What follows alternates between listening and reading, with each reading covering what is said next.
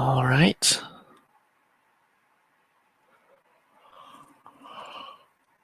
Whew. Whew.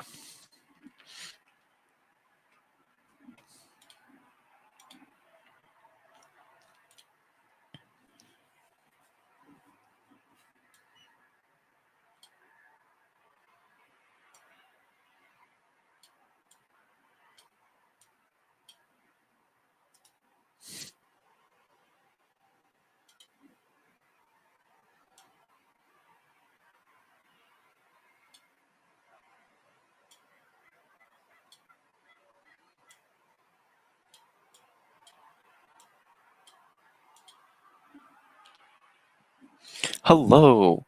Sorry, everybody. I was just getting my browser ready. Thank you for hopping in. We are in I believe, the final workshop for the week. Yes. So congratulations on making it this far. If you are here, you are either here because JAMStack is cool and you want to learn some more web dev things, or because you just want those stickers. Either way, you should check in to the mini event thing right over here. Gonna paste it in chat. There we go. Now that that's out of the way, I don't actually have the slide deck ready yet, so that's on me, everybody. But I will post it and set that up afterwards. As usual, actually, wait, let me pull up my previous ones. That way we could Jamstack resources. So if you want to have access to everything that we covered on stream, hello again. It's good to see you. What a consistent hacker. um, well, let's just go through these things at least. Today is going to be less of it's going to be much more of a build out a repo with me. Today we're going to be looking into some tools focusing mostly on internationalization and accessibility. So it will be more of a build with me than a follow along. And as usual, I'm not expecting you all to have worked with me in the previous workshops. And so because of that, we're actually going to be working on a completely fresh template. So this one is going to have implemented everything that we were trying to implement from the previous streams. So if you want to check this out, you can actually, you know what? You should probably just check out the original blog. But actually, you should be able to see it because I actually ripped this as a template from that one. So here's the link for the blog repo that we're going to be working in. So I've already gone in here and set up the npm install and just gone ahead and run it. These are the first two commands that I've run in this session, and this is what the base blog looks like. Um, So right now, like, yeah, this is all hunky-dory, right? We have something that exists, but why don't we go ahead and check to see if what the lighthouse score is on this thing. It should be pretty decent because it's a template, and most templates, like, they actually do put in an effort to make sure that these things are pretty, I guess, like, fast. Yeah, there we go. So we've got really high performance, we've got really high accessibility and best practices. We've got poor SEO. So if we take a peek here, um, da, da, da, da, there's like a list of things that the Lighthouse system is kind of like checking for. And if you don't know what Lighthouse is like it's a pretty basic like accessibility checker and like performance checker. And so it gives you a bunch of benchmarks and it gives you some suggestions on like how to make things better. And so here we go. So it's got a suggestion to like minify the JavaScript. Like right now we've got a bunch of like JavaScript bundles all over the place. And we don't really like smash them all together into like one like tiny like package to like ship it out. And because of that, we're sending multiple packages, and so that makes things a little bit inefficient. And so it's got all sorts of like suggestions for this. And you'll notice that it's actually asking us to include like a few like specific things. Well, that's because under the SEO thing, Oh, that's because a lot of like search engines, they check to see if your website, like they kind of crawl through your website to see if, oh, this isn't an extension actually. This is just built into most browsers. I haven't been on Firefox in a while, but I'm pretty sure it's on Firefox. I'm on a Chrome-based browser right now, which is Brave because it's got that built-in ad blocker. um, but yeah, no, this if you just inspect element and then you just scroll all the way to the right on this tabs thing, or you can just click the double arrows if you can't see it. It should be somewhere down here because I'm actually clicked into it. Yeah, it should be one of the last ones. First request should have hydrated the page. Yeah.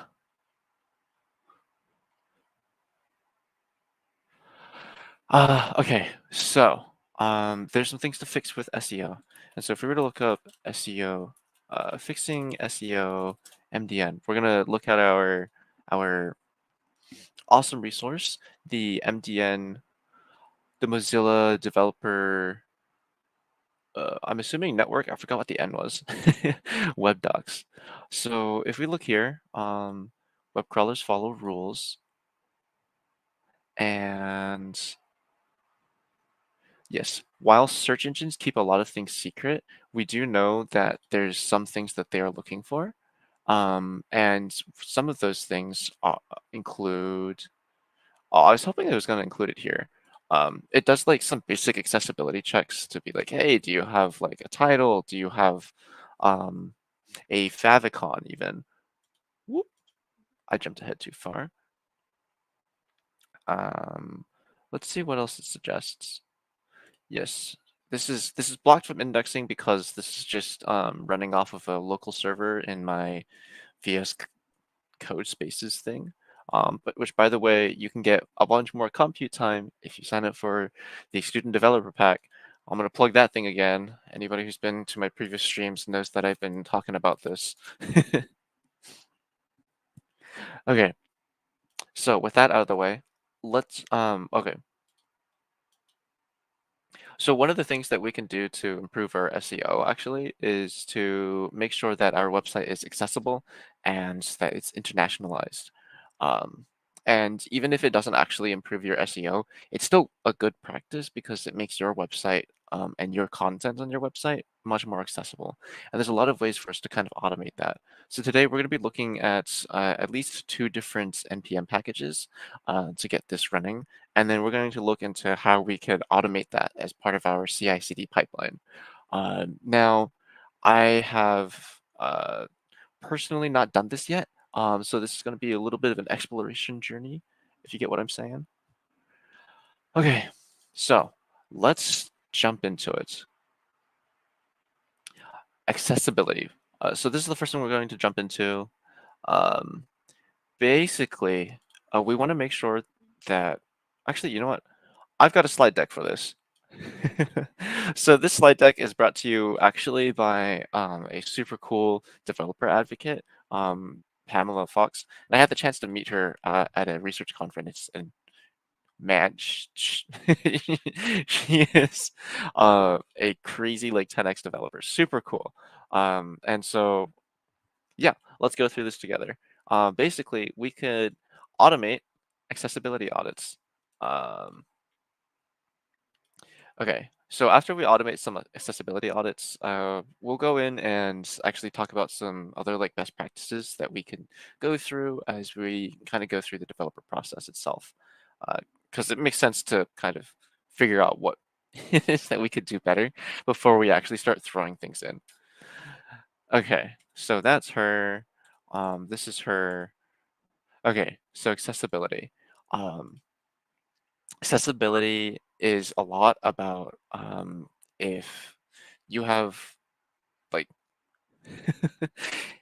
if you have permanent, temporary, or situational disabilities. So in a lot of place like situations, like you could end up being like hard of hearing. You could make it could be like hard to actually type and use a keyboard, among a bunch of other things. And there's also like different situations where like if you're trying to um, listen to something while doing something else, right? Um, There we go. So here's a lot of things that we need to be thinking about. Um, there's a lot of like imagine using a what's a good example?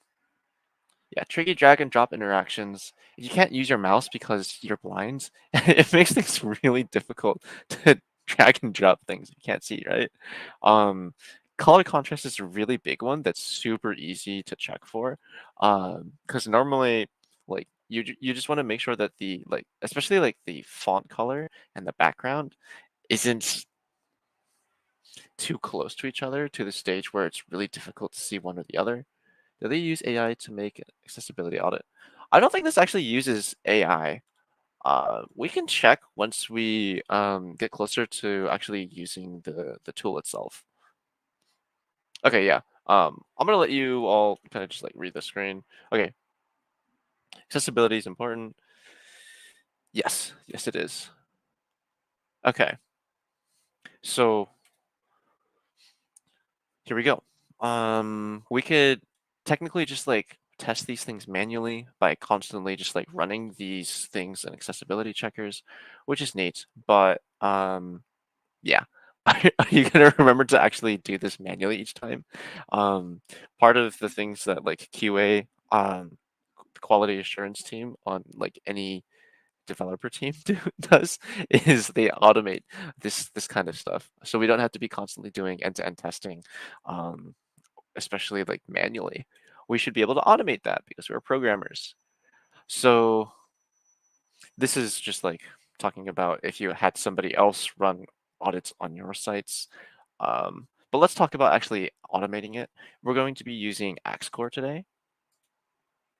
And so Axcore allows you to run it on a rendered web page, not just static ones.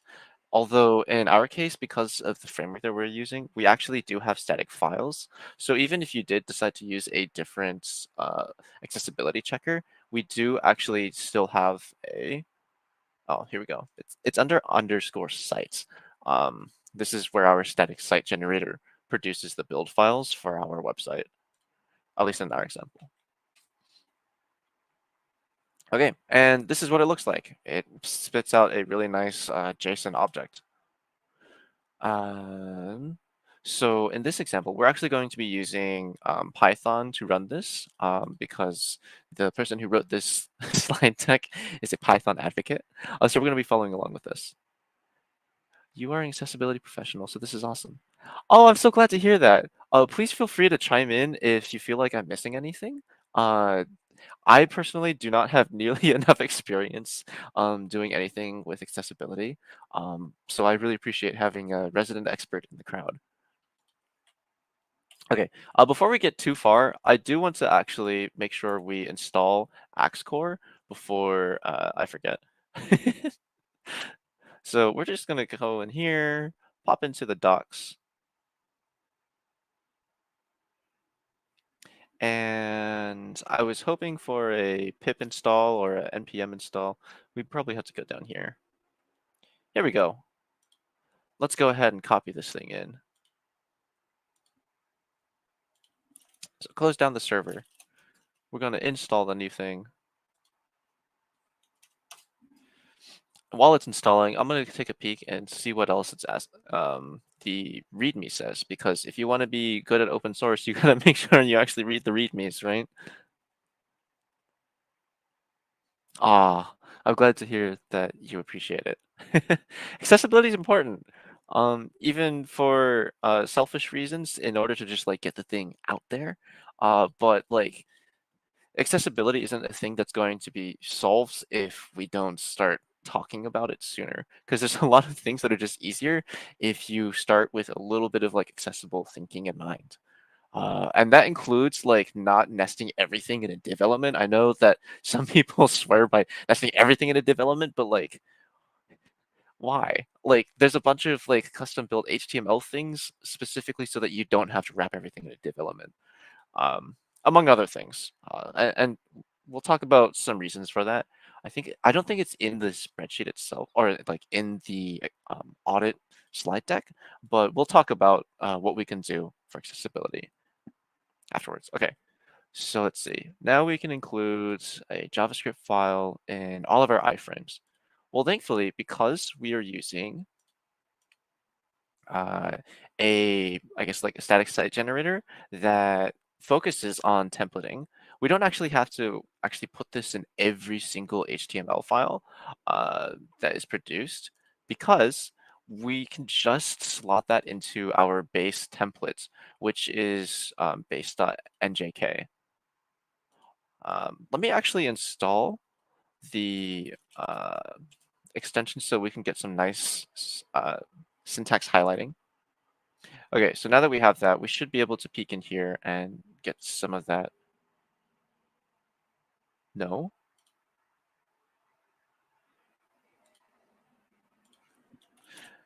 Okay, let's see what's up.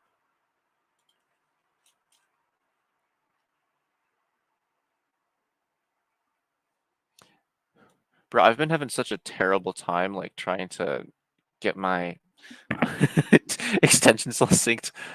Okay. Let's see. Why are you not showing up? Maybe it's because we need to change what file it is.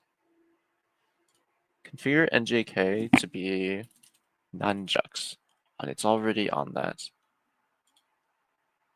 Maybe what we need to do is we need to do a quick reload window. So go ahead and do that.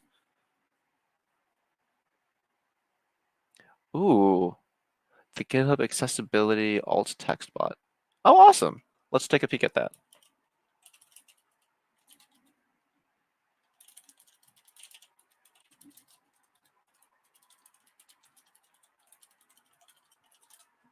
Let's see if I actually spelled that right. Nope. Accessibility. I'm not a gamer. Sorry, folks. We're gonna have to try this again.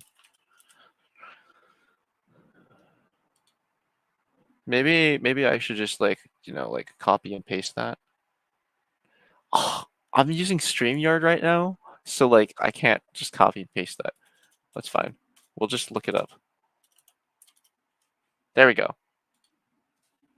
So this is the link that our resident expert has pasted in chat.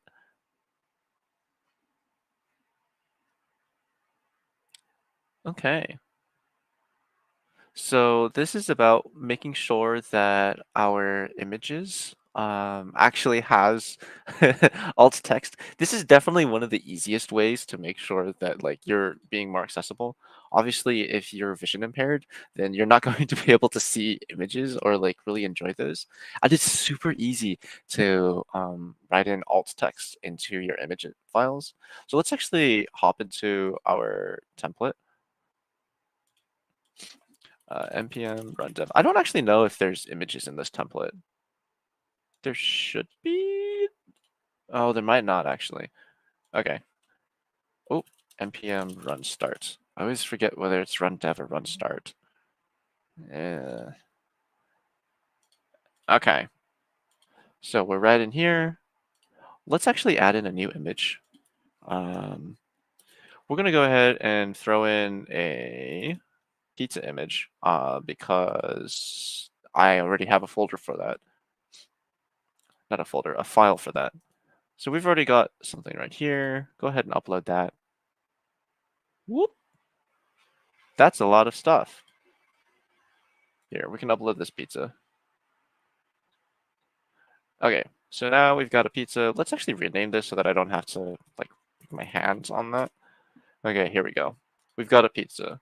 Let's go ahead and put this on every page, right? Because why not? Who wants to have pizzas all over the place? I want to have more pizza. Okay, so maybe we can just go ahead and put that in the header. Let's just I wonder if this template actually has something for this. Okay, so we're gonna make a new image. Please, are you gonna show up? Oh no. Because I'm using nunchucks, I can't actually take advantage of my I got really used to using Emmet to make sure that like my HTML is gonna look okay. So we're gonna do a little bit of this. Instead of having the 11C logo, we're going to actually have the pizza. And because we don't actually have that in here, let's take a peek at what the options are. Oh, my IntelliCode. Okay. We're going to just yoink this path. Copy the relative path. Paste that in there. Public image, pizza image. Okay, so it's still not showing up, right?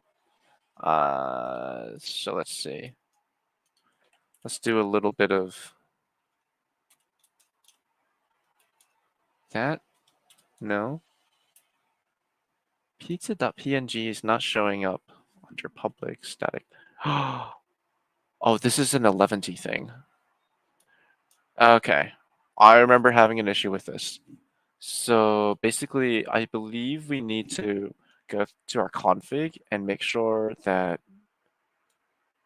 we have images here. Okay. This is somewhere in here. Da, da, da, da. You know what? I'm pretty sure a web image will work just fine. So we're going to keep on going along with this whole pizza theme.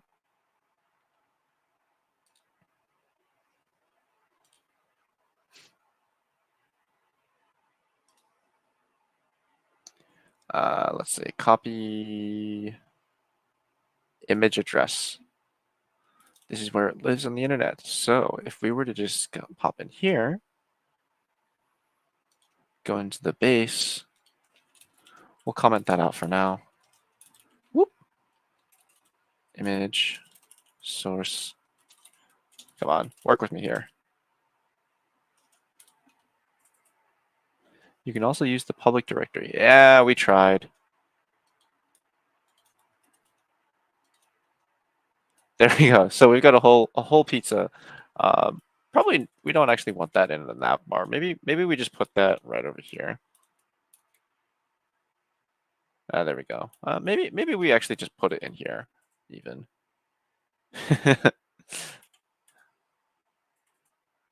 Or maybe after that. There we go. I think that's a reasonable place to have a pizza image. The template link in Discord leads to a 404.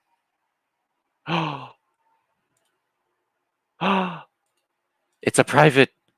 I'm sorry. Okay, I'm fixing that right now. Let me take this off streams. Change to public. I understand. Using my passkey.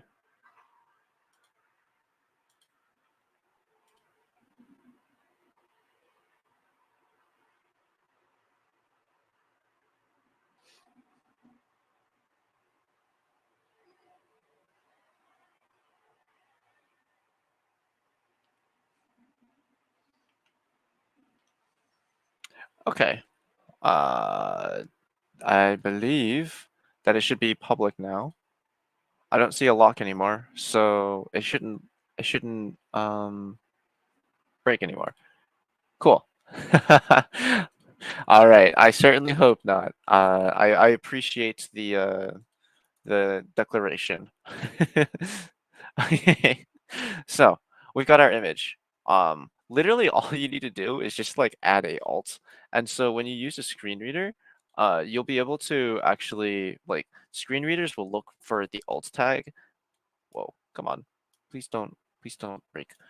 It'll just take a peek at the alt tag, and that's the thing that it'll read out instead. And there's definitely better ways to kind of, I think there is like a standard for writing like good alt tags to kind of describe the image that you're actually uh, describing. So in this case, we've got like a uh, cooked pizza on a baking tray in the oven. Bam, bam.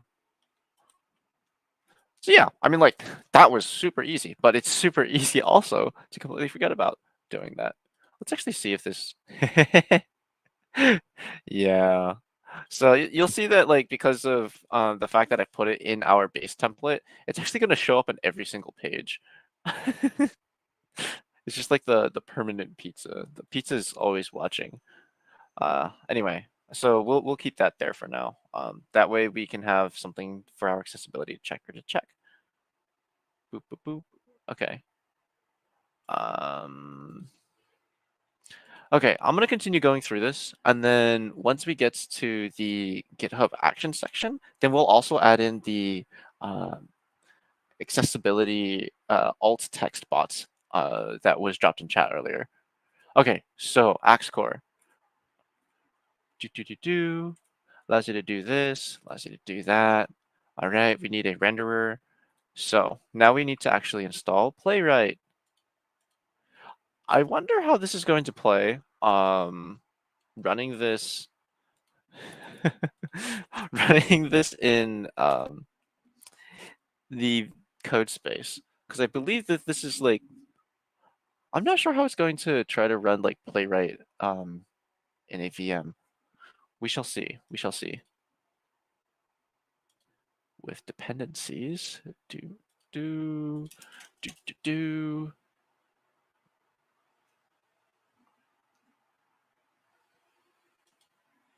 Did I drop this whole slide deck in chat already? I did not. Well, if you want to skip ahead because you are that much of a professional, you can go ahead and check that out. Okay. Bam, bam. We're still installing. Oh, by the way, super cool thing. But right now you'll notice that like this slide deck is actually part of a GitHub repo. And so same as actually the slide deck that I've been using for the stream so far.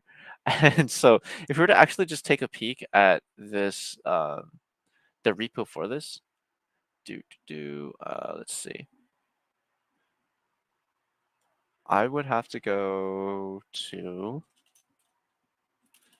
github.com/my name.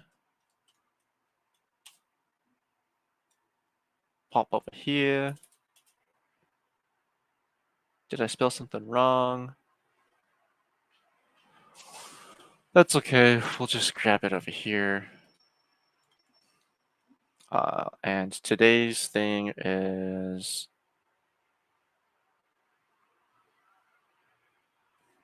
of course, it doesn't show up. There we go. There we go. Yeah, all of the slides are actually built in HTML. So this is a kind of a wild thing. It's been an interesting experience, but it uses a cool open source tool. It's called reveal.js. So if you ever want to over-engineer your slides, you could always build it out in HTML. Well, this is so that personally I can get a little bit more practice with it. Yeah. Okay. So enough about that. Let's go back and see. Okay. So looks like everything built successfully. So go ahead and clear that so we can start with a fresh screen. Let's see what's next. Use either sync or async API. So let's see. You can use methods to interact with a web page, like to click a button or to fill in a form. Yes. So a lot of bots also like kind of rely on accessibility readers. So if you want your page to be crawled appropriately, you want to make sure that your own testing suite can crawl appropriately. Okay, so let's actually just yoink that. Pop in over here. Let's make a new folder that's just called test. Test. We'll pop in our new stuff. Playwright.py. Yoink, paste. There we go. So, moment of truth. Let's see what happens if we run this. Python test playwright.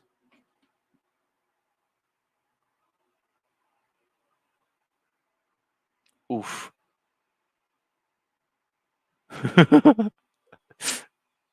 Did we not just install it earlier?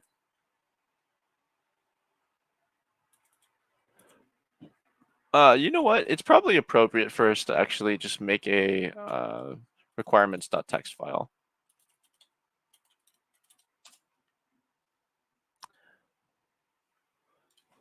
We'll just go in over here.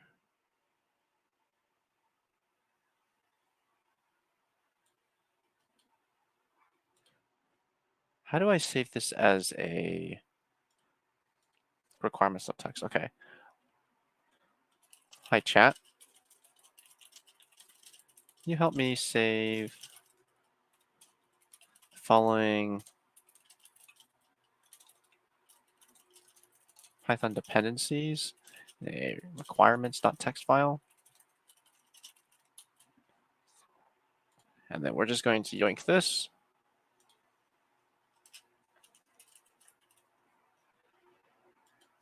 And this.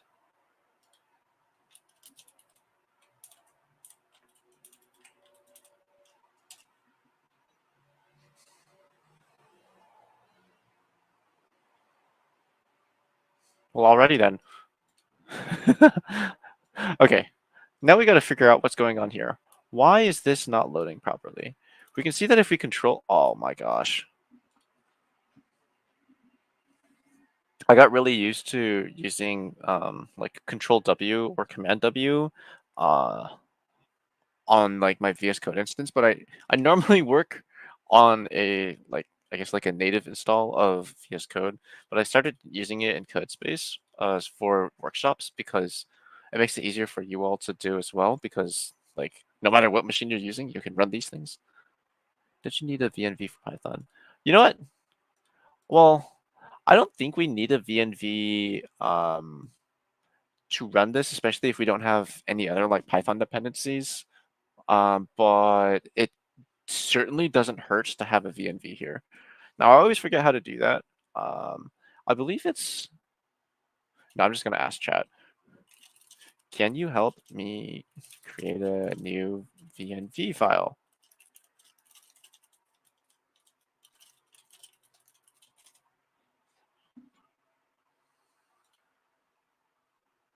Run that. Yeah. Okay, cool.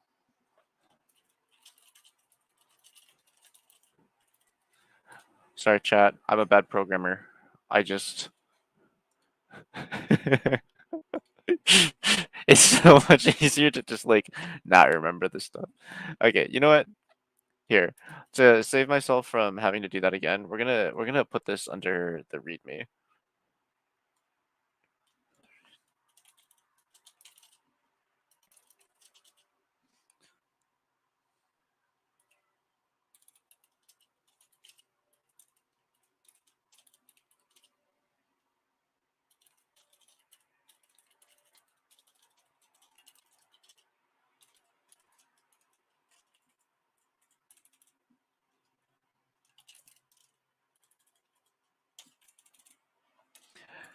Okay.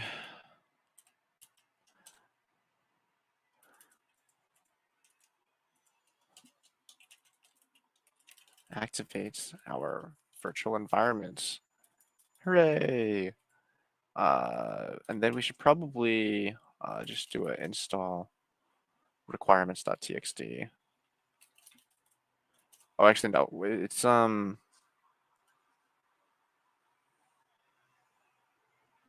I don't remember how to do this. Oh,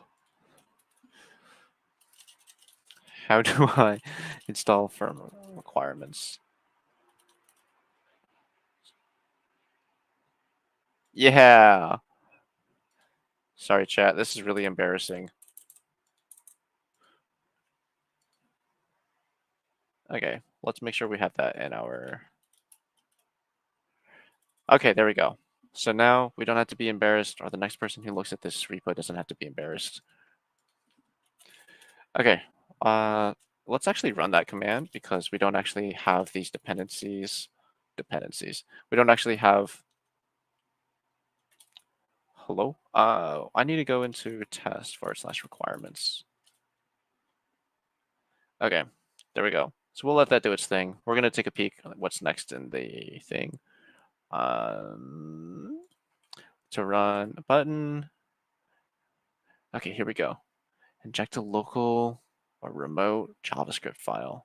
Use the evaluate method to run JavaScript.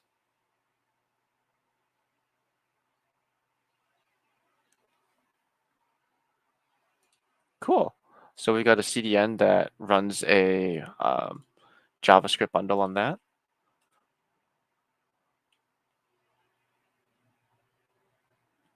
Oh, cool. And it looks like we've got another dependency that we can play around with, specifically to make it work better between all three of these things and in Python. Okay. Let's go ahead and install that. Not that we actually need it for this specific project. Okay, now let's actually see what happens if we try to run this.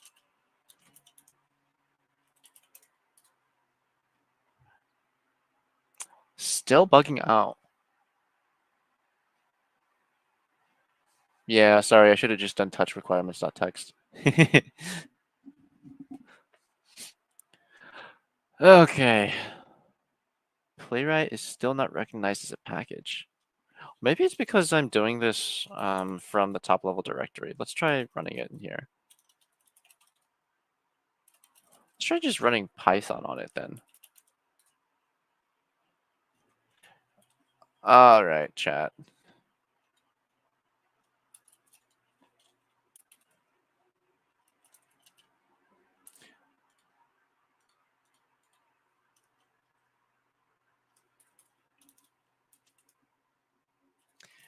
Let's ask you to help me fix this. You're in the README, not the Python file. Oh, yeah. Let's see.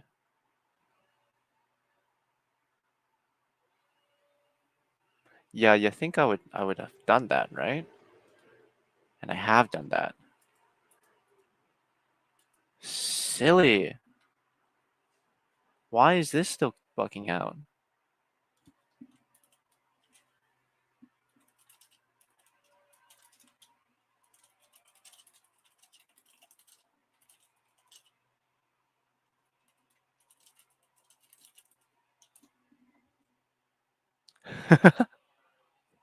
No, I appreciate the excitement. It's always good to have some excitement. We should ensure that Playwright is installed correctly.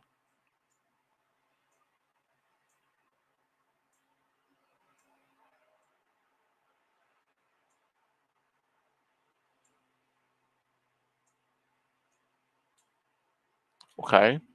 Well, I guess it doesn't hurt to try this.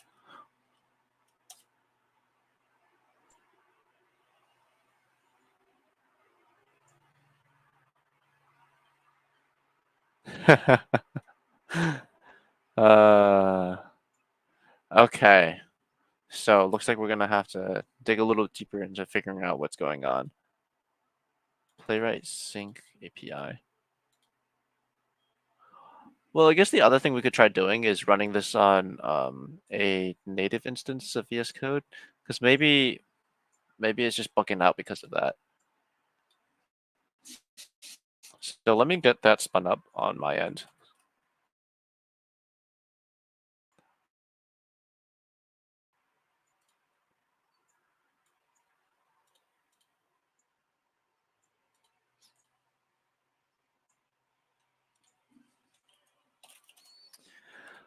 Okay, I've got to commit this stuff. Why do I have 1,000 things? I need to add the PyCache to my git ignore. Can I just do it from here? No, I would have to do it in here. View as a tree. There we go.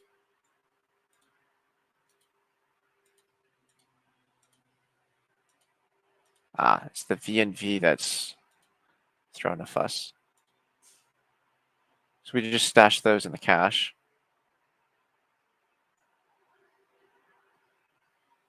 There we go. That makes it a much smaller commit. Okay. Let's actually put this on a new branch. Create new branch. Actually, you know what? This is a template anyway, so it doesn't really matter what it is that I do here. So I'm actually just going to commit to main. Okay. Init I18 test.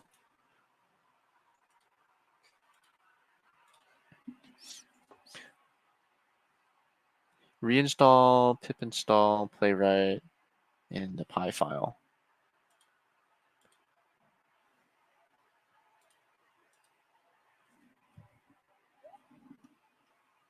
As in, like, run the pip install command in here? Is that what you're suggesting?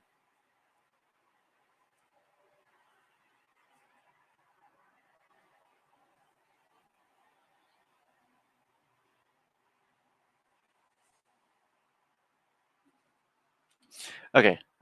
In the meantime, I'm going to try to... Come on. Why do you still think that you're being tracked? You are not being tracked, my friend. I'm going to clone this to local off the stream. Okay, 11T blog example. This is the 11T blog example.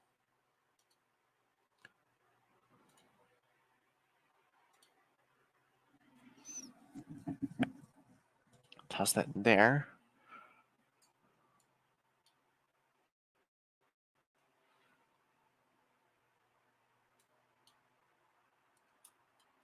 Okay, so I shall present big face. Start up my big face. Yes, I installed it in requirements.txt before. Yeah, yeah. So I should be all good, right? You would think. Okay, so now we've actually got this in a local thing.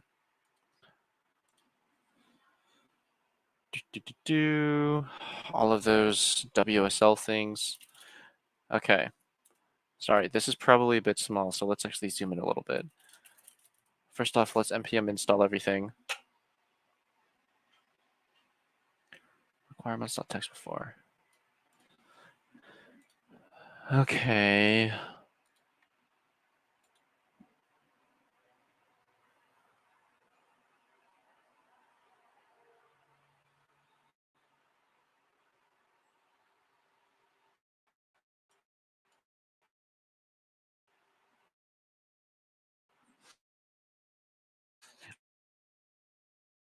I'm gonna look at the playwright documentation and just see if there's anything I'm missing. This is definitely a Python skill issue, though.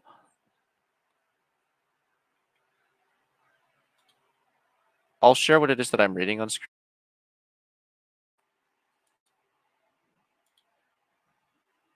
So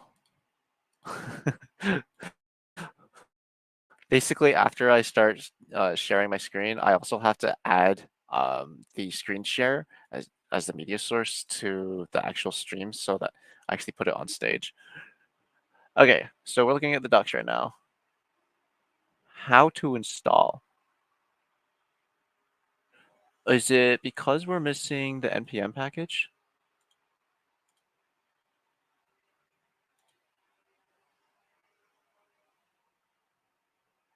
Ooh, yeah, I don't actually have it in here yet. So let's actually install this as a dev dependency. Okay, fine. We'll use include equals dev.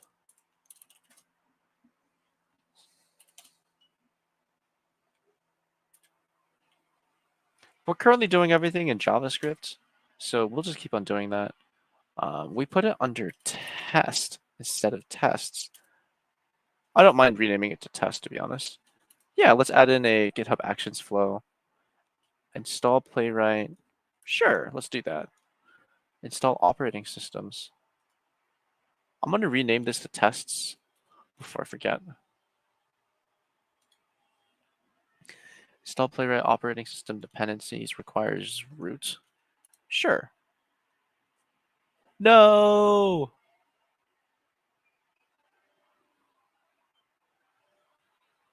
Oh, it's probably because I don't have sudo permissions.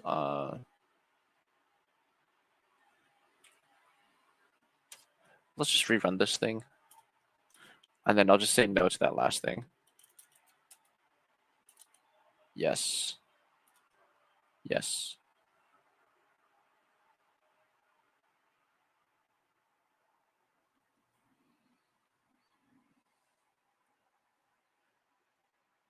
Okay, I hope it's not buffering anymore. Because maybe it was just a goofy goober part on my end.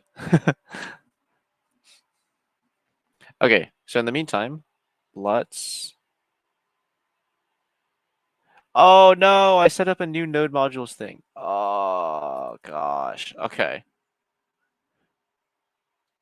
Wait, how does this folder still exist? We shouldn't be in test anymore. That doesn't exist anymore because it's now tests. Yeesh. Okay, let's go ahead and clean up all of the stuff that shouldn't be here. GitHub can live. Whoop. I moved the workflows folder instead. Oh shoot.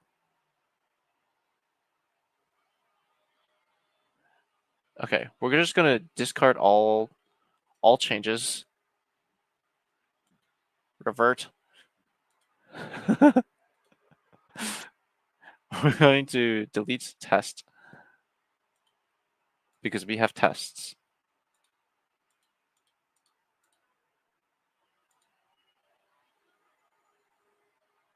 What is going on here?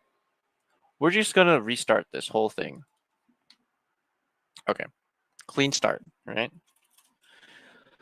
Okay, so first thing we want to install, let's go through this process again of just installing Playwright in the top level directory.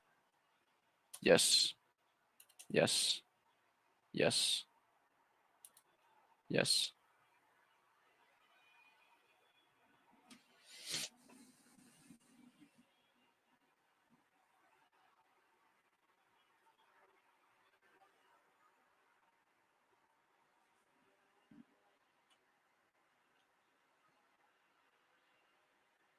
Okay, cool. So we actually got all of that running, which is pretty neat. So we're actually going to be going off the off the trail of doing everything in Python. We're just going to do it in JavaScript instead. So whatever it is that is suggested in here, we're actually going to change it to JavaScript. And it doesn't look like there's a terrible lot of things going on here anyway. We've launched the Chrome browser, and we make a new page, and then we go to the website that we're trying to test, and then we're just printing the page title. So that's not too bad. Let's go take a look in here and see if it does something like this. So in this one, it's going to playwright.dev, expects the title to contain a substring. Okay, cool.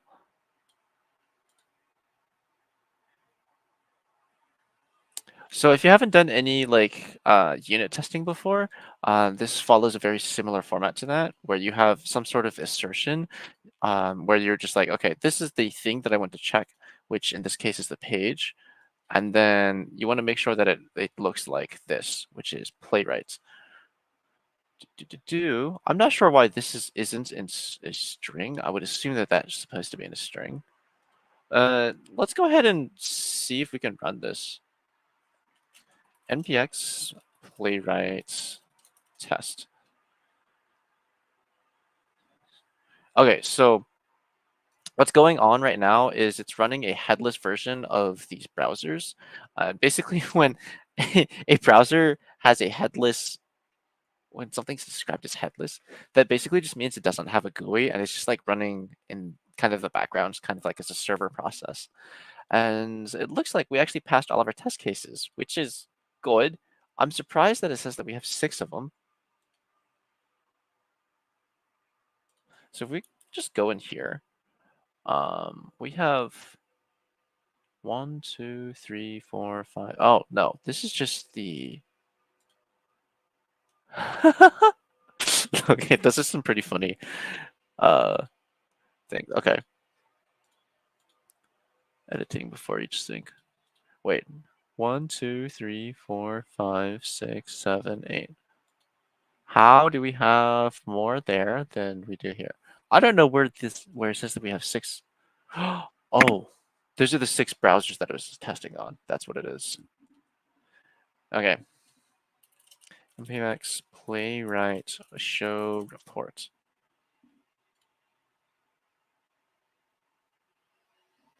Let's see what it's got for us. Bam, bam, bam, bam, bam. Sick. So this actually just makes sure that it works on the 3 major types of browsers, which is perfect. Look at how much slower it takes to run on Firefox and Apple. That's interesting. Okay, I wonder if we can also just like add this in as a separate. That's fine. It's fine. Okay. So we don't actually need to have this thing active right now. But we've just run our first version of Playwright. So I believe the next thing in the slide deck is to. Oh yeah, we actually have to make sure that it runs on our own things. Da, da, da, da. I believe this is for if you have like a bit more of like a dynamic website. This is where you actually start adding this. So what we can do is yoink this.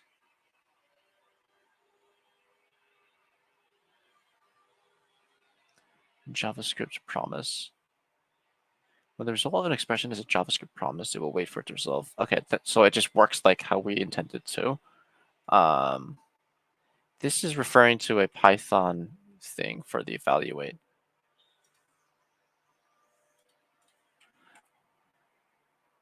All together. So we're not actually going to use that.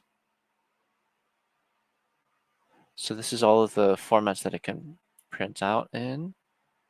Let's see if it runs any other. Results.run page. Okay, here.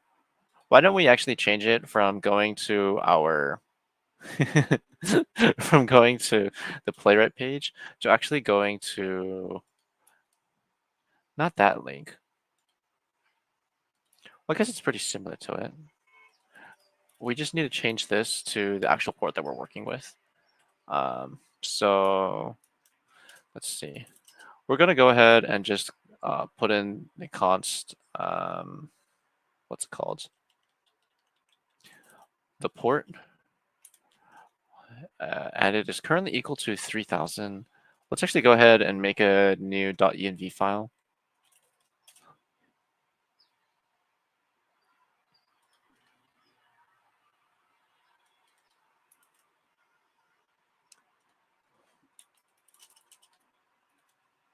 Port is equal to 3000, and I do believe that when we run npx run start. Oh, no, I didn't mean npx, I meant npm.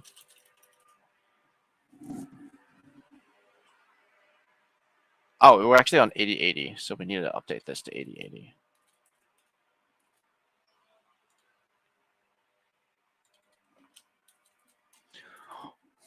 This makes it doubly sure that that'll actually be there. We'll turn this into a template literal.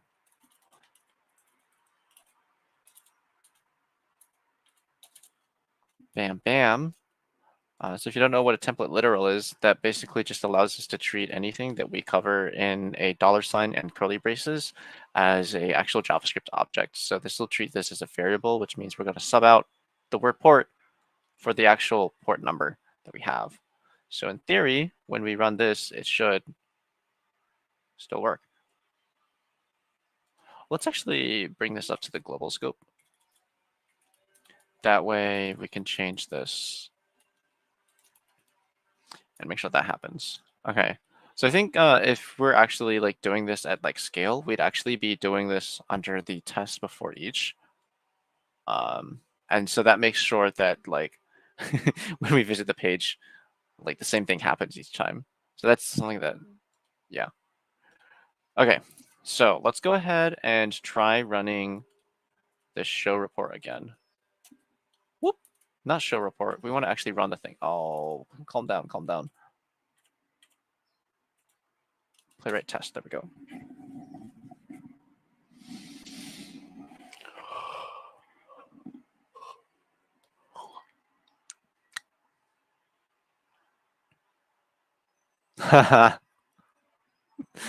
Okay.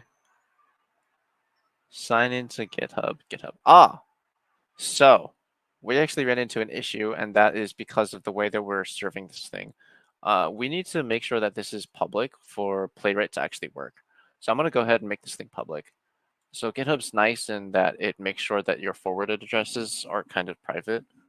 And forwarded addresses just means that you'd be able to also see this. So if I actually open this up, I'm going to send it. I'm glad that you're enjoying the stream so far.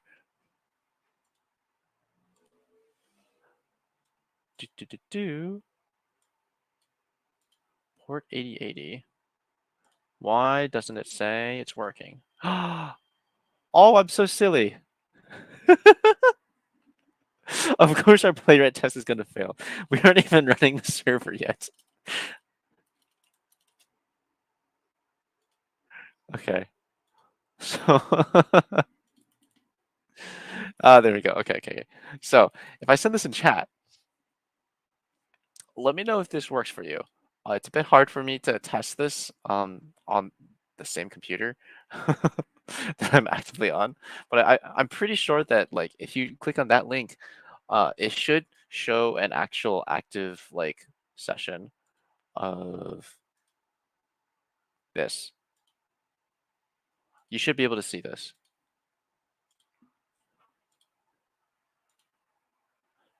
Okay, let's actually cancel out of this report. Oh, it already saved the report. Okay, whatever. That's fine. So yeah, we can see that we've actually failed every test because we couldn't actually get in. So it's nice that it actually has a timeout for that. Okay, cool. So let's Control C to quit that. Let's try running this again. This should hopefully run a lot faster because it actually works. Fingers crossed.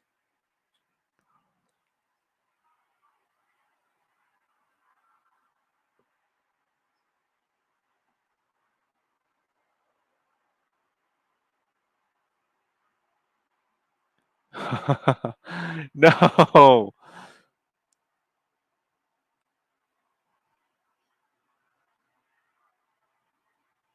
Do we just not have a title?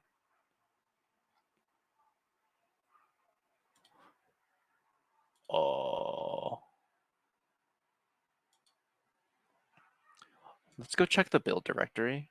We'll check index. It definitely does have a title.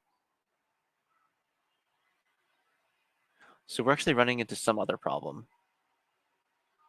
Oh, you know what? I know what the issue is. So if you clicked the link for the first time, okay, here. I'm going to yoink this link. Okay. I'm going to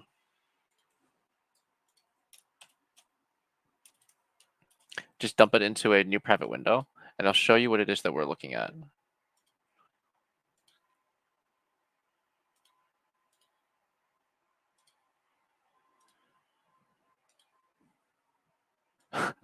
So I believe this is the thing that Playwright is seeing. And so that's why it's having such a hard time finding the right thing. So if we take a peek in here, there should still be a title. So I'm not sure why it's running into an issue.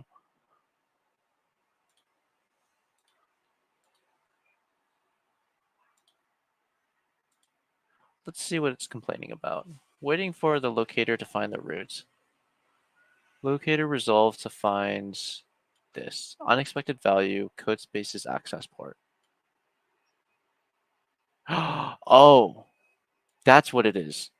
I'm such a silly goose. Um, so the reason why it's actually erroring out isn't because the title thing isn't showing up. It is because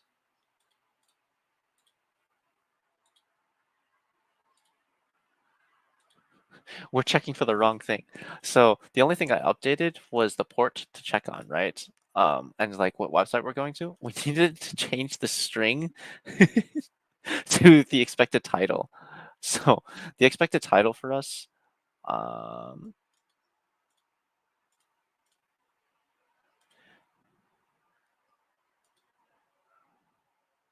the expected title for us is 11T base blog.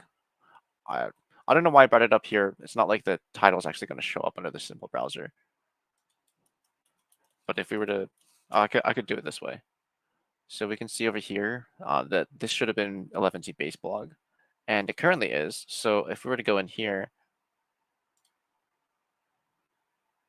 grab the title from here,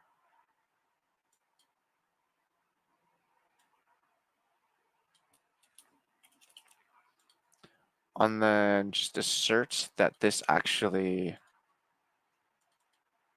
is the thing here, that should work.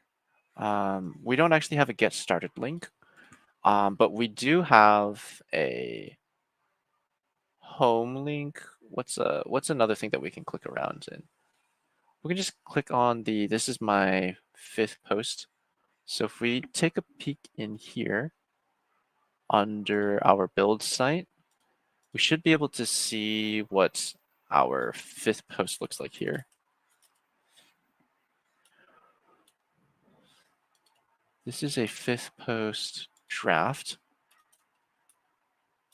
Now, I believe there should be a way for us to write tests such that it isn't looking for like a specific name, but actually looks for a specific, I guess, just like the button number.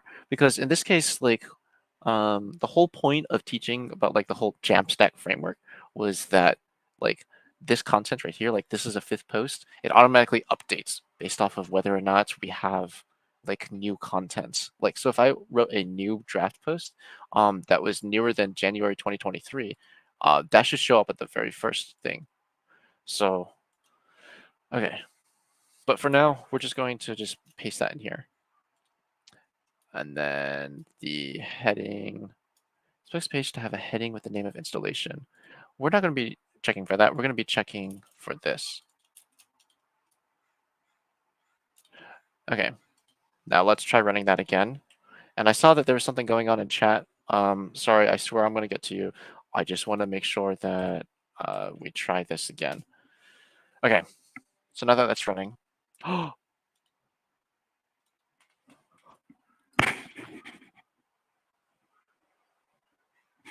I'm so silly. I didn't show you anything of what I was doing. Okay, basically, on line 9, this used to be checking for playwright, like the title or something like that. And so I just changed that to be what our actual title is for our website to make sure that it actually checks out. And then I also changed this link, the thing that's looking for the first link, to be the title of our first draft post. And then the same thing with this, which is checking to see if the heading exists in the new thing. Looks like we're still having some other issues. So we'll see what those are once it builds out. I spice a pizza. I'm happy. Oh, I did this just for you. Okay, sorry. I'm gonna catch up on chat now. Cheated and used my Axe Core dev tool and did a scan. Not sure if you can see this. Scan doesn't show. Sorry, 0 accessibility issues. Oof. Hyper deep. Good to see you in the stream. Appreciate you for joining. Okay.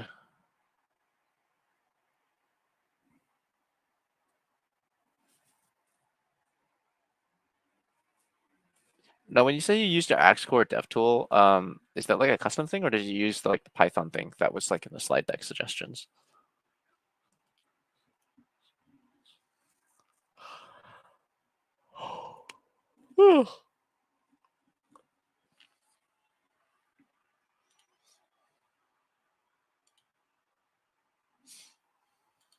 Okay, let's see what it's looking at now. It's still bumming out about the code spaces access port. Okay. So this is a very code spaces specific problem. Because what I should be doing is instead of just having it go straight here, what we need to be doing is here. Actually, let me comment these out. We're gonna make a new test. I swear this is going to work now. Okay.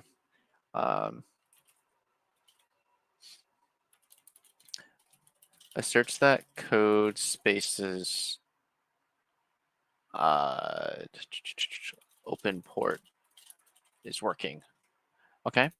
And then we'll run that on the actual page itself. Okay. Now, when we try to do this, we should assert, nope, nope, nope, no, nope, nope. Okay.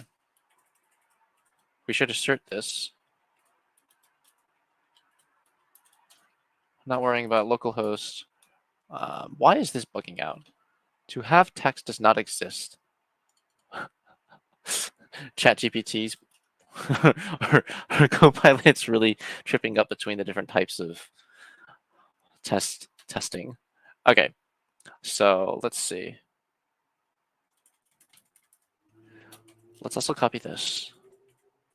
So instead of this title, what we're actually expecting it to see is, let me open this up in a private window.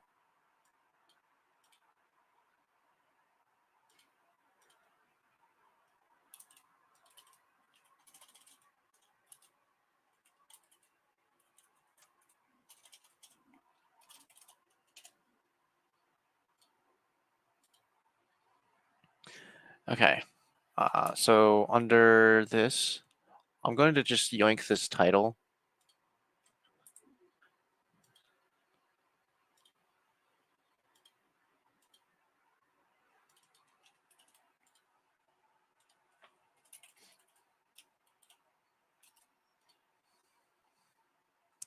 Let's just see if this clears. And then if that clears, then the next thing that we need it to do is we need it to actually find the first button and just click on that.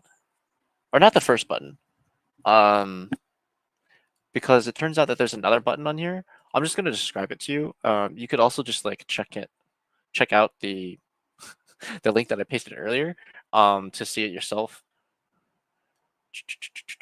But yeah, the first link is actually report unsafe, so we want to be looking for the continue button.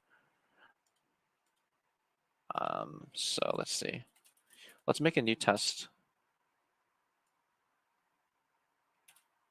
Boom, bap, bop. Let's be a good JavaScript programmer.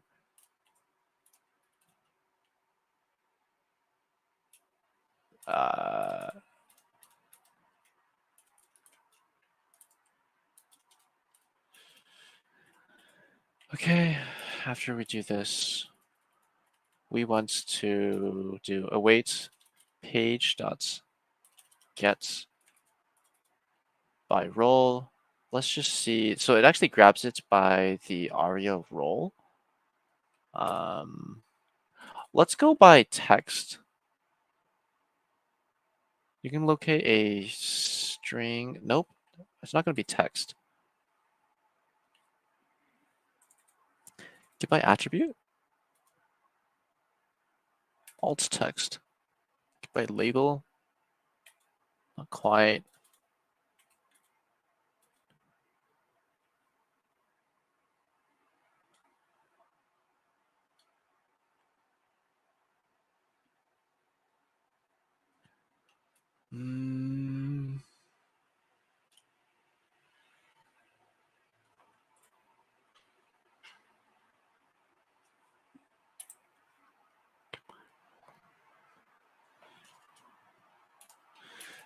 Okay, let's just try this and see if this will grab it appropriately.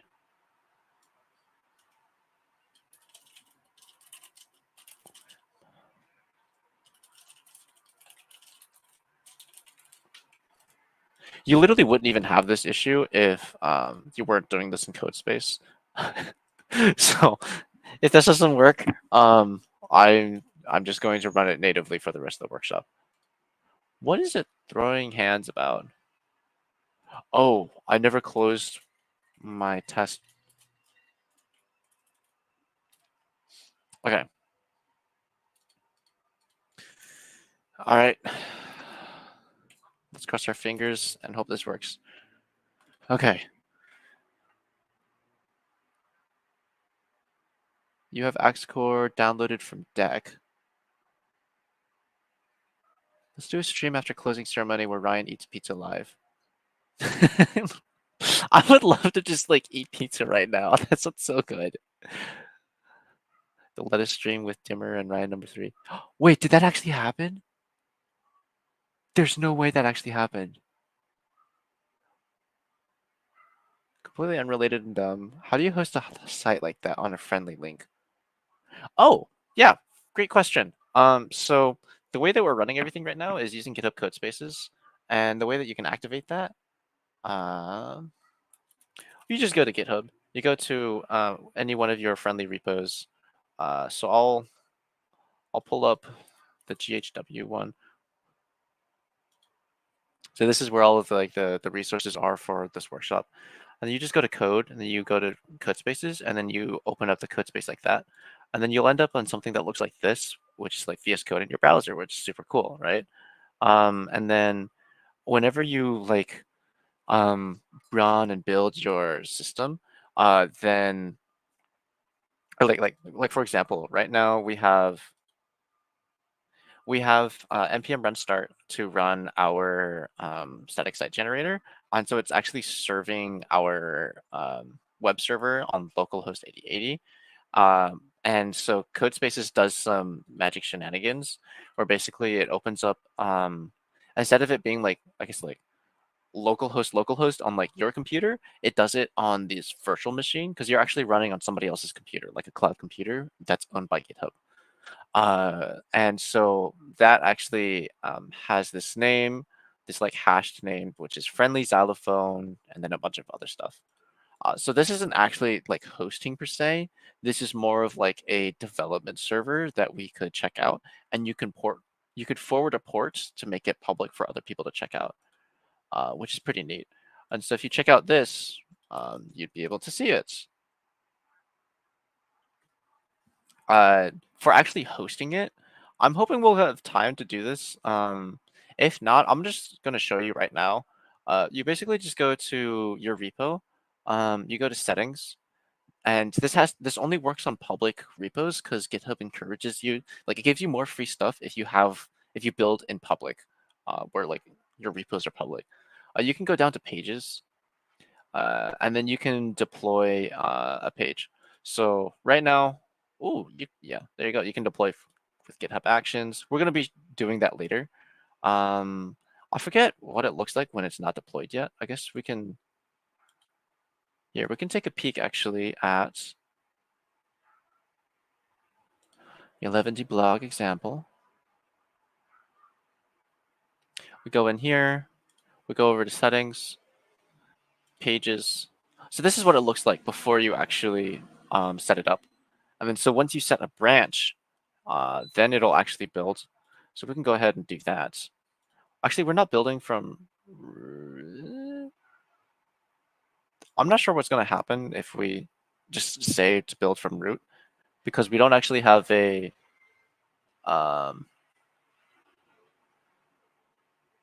Yeah, we don't have a global like index.html, so it's probably just going to point to the README, and then we're going to have to point it to public somehow. But yeah, we go back to pages. It is currently being built. We go over here. Blog example hasn't been published yet.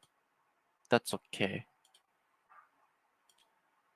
Another neat thing is that like with GitHub pages, when you go over to edit your repository details, instead of like copying and pasting in the actual like website, you can just click use your GitHub pages website.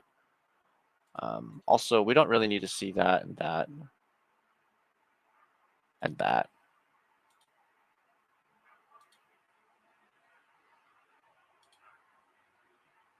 Okay, so yeah, it's kind of bugging out right now because it can't actually see the right folder.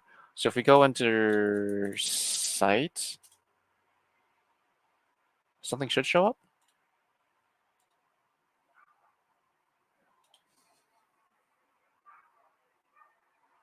Site isn't in the build directory. That's because the build directory is in the git ignore right now. So that means we're going to actually have to deploy it from GitHub Actions. Okay, so I'll be showing how to do that. Hopefully we'll have time for that today. But you can definitely, let me show you, oh shoot. Let me show you the example of the GHW one. Whoop, wrong place.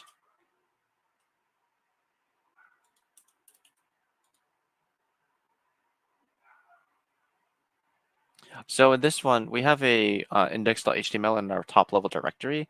And so that's the thing that like whenever we click here, that it just goes straight to here. That's what that web page is. However, because we're using a meta framework, we actually need to use GitHub Actions to build out the static web page that we're then going to like explain.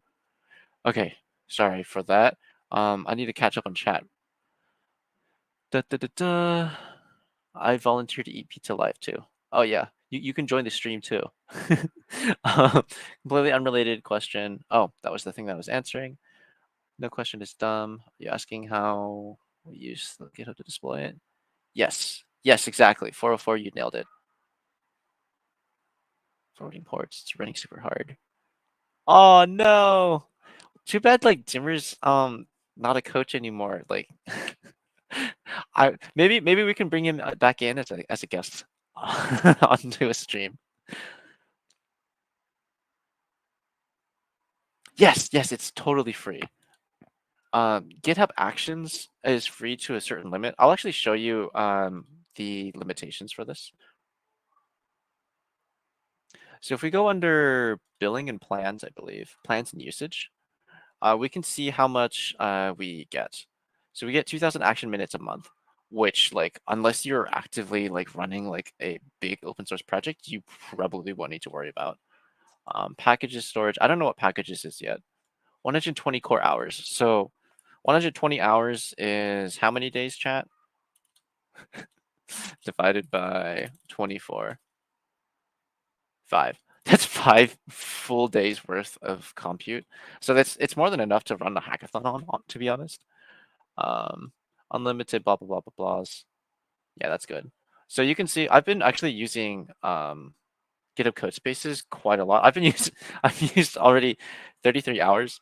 You get a lot more if you start what's it called? If you get the student developer pack. And so I don't know. Oh yeah. So I don't actually have the student developer pack because I'm no longer a student, which is big sad. But if you fill in this link, which.link/pack, you'll actually, I think you like a lot of the limits because you get GitHub Pro, and that comes with a few things. Yeah, so you get I think twice as much storage. You get 180 versus 120. There you go. 20 gigabytes of GitHub storage spaces compared to the 15 that I have. So it's about like a 25% increase on like 25 to 30% increase on everything. Yeah. But you also get, does it say it here? It doesn't. You also get GitHub Copilot. So I have it because I'm an MLH coach, which is pretty sick. But if we look at mlist/pack, you get a whole bunch of other stuff. So I'll let you explore this. Whenever you redeem it, make sure that like in your URL, you see this query with UTM source, blah, blah, blah, blah. Yes, super neat. Okay, I've been super distracted. That was like a crazy like detour. Let's see where we are. Talking about like, oh, if we have time on all this stuff, and then here I am like wasting time. Okay, so wait, what happened? What happened to our playwright test? Um, so we can at least see that the open port is working. However, we weren't able to get the button clicks working. So that's because that's a skill issue on my end. Let's take a peek at the documentation to see how we could make it click through different things.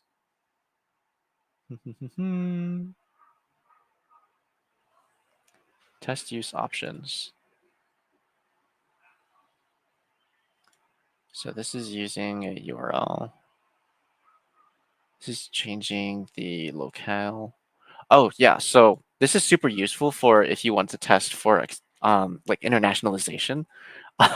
So you can pretend that you're one of the other country codes, and then you can then see like if the text on your page is actually being translated appropriately. Okay. Super other cool stuff. Emulation is not what we're looking for because that's, I'm assuming, is simulating like other devices. Yeah. So if you want to check your mobile responsiveness, maybe like check to see if the CSS is like making things the appropriate amount of pixels or whatnot. That's one way to try that. Assertions. Let's look at the assertions. Actually, no, we don't need the assertions. We need actions because we need it to actually click on something. It feels a bit silly, like having to debug your own test cases. But yeah, if you want to be building bulletproof code, you need to make sure that you have bulletproof test cases. Oh, we could just get by text. So if it matches the text of that, then like, yeah, okay. So that's the case. If we go back in here, instead of doing get by role, let's go get by text. So if you missed out on what it is that we're trying to figure out right now, basically, if you click out, I'm just going to open up a TL draw actually. No, Scala draw. Scala draw is, I think, better for creating.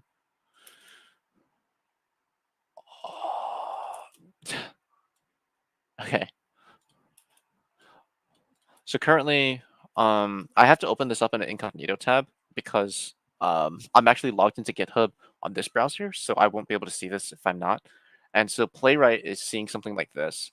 And so our goal is to try to make it so that we click on.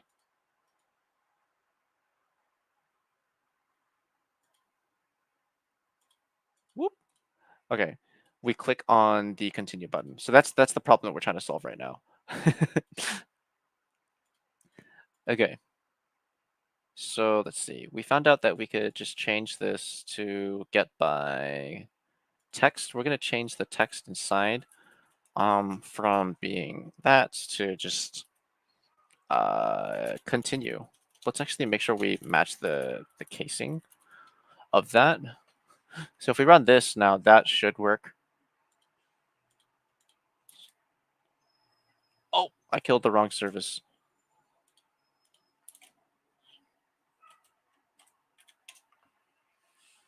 Okay, while that's happening,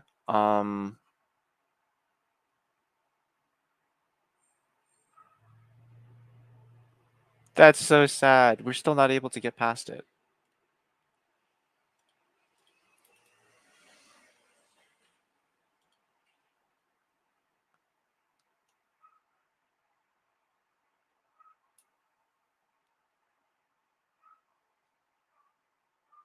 What is going on here? What is this?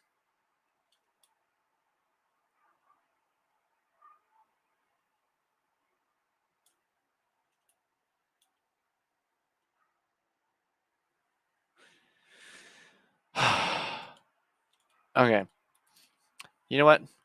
We are going to pretend that we are not, because this is literally not even a thing that we would have to worry about if we were just running it natively. So maybe just run things natively if you're going to be doing any sort of testing, because otherwise you have to deal with funny code space, port forwarding and all that stuff.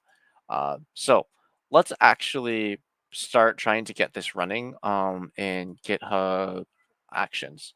Let's see actually if there's anything else that we need to throw in here.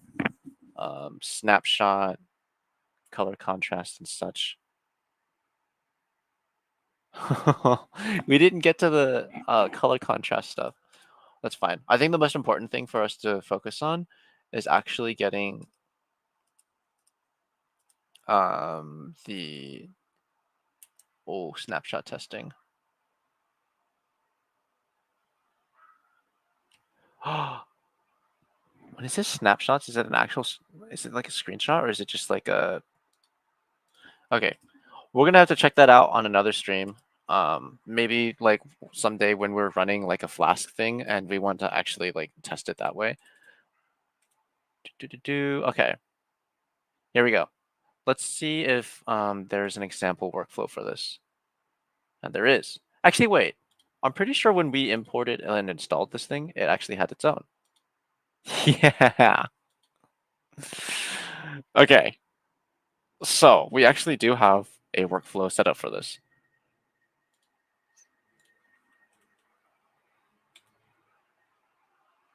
Keep the database state constant. Bam, bam, bam. Wait for the page to be ready.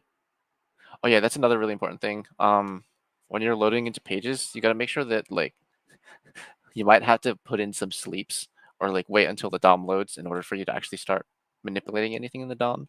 And if you don't know what the DOM is basically just it's your HTML tree. So anything that shows up over here, this is all part of the DOM. Okay. Post interaction. Yep. Oh, neat. Okay.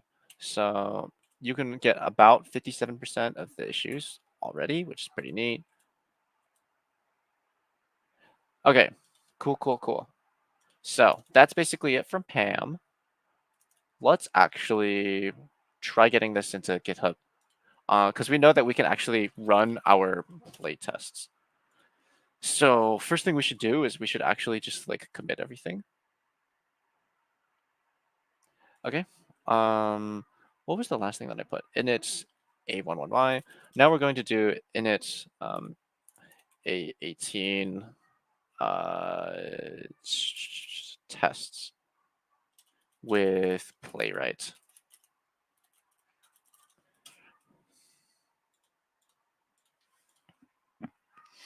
Okay. So now that that's pushed,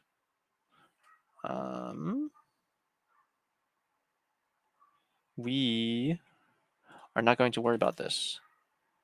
And we are instead going to look at GitHub, pop in over here, pop into, oh gosh, what's this called? This one's called the 11T blog example.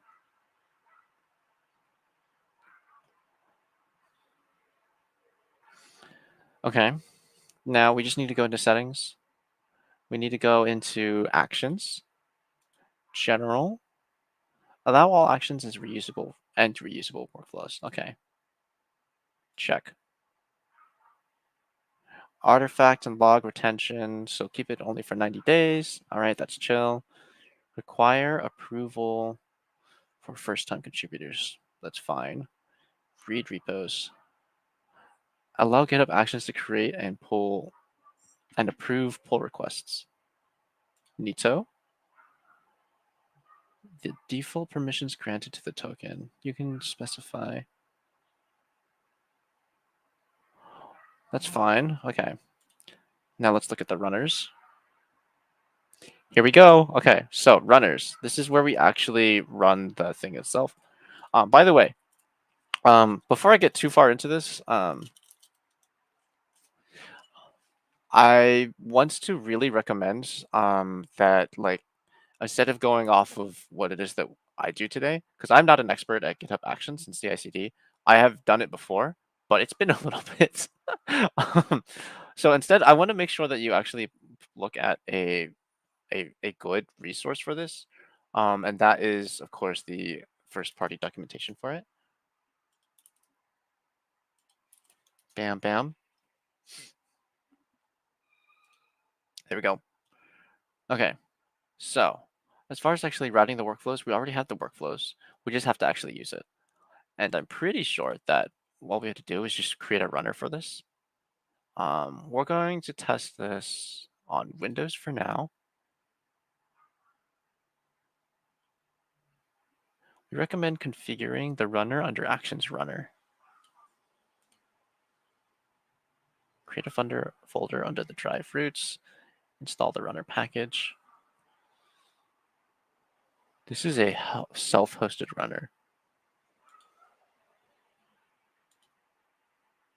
Okay, so that's if you have your own computers and you want to run that on there. Okay.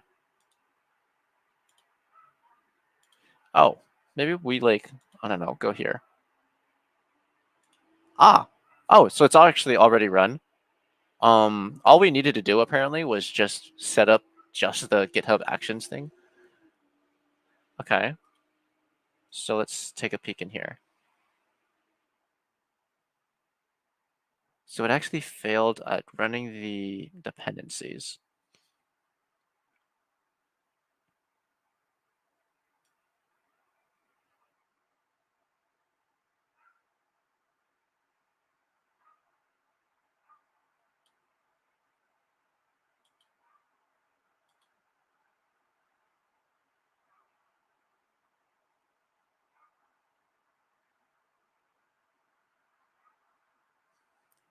Huh.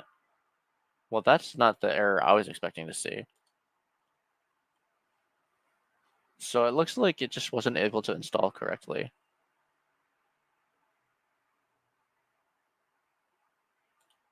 Okay.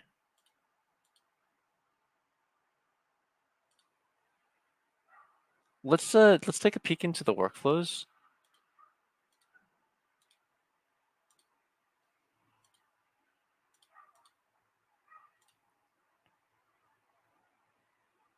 Oh, you know what?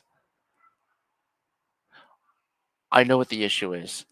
Oh my god. Okay.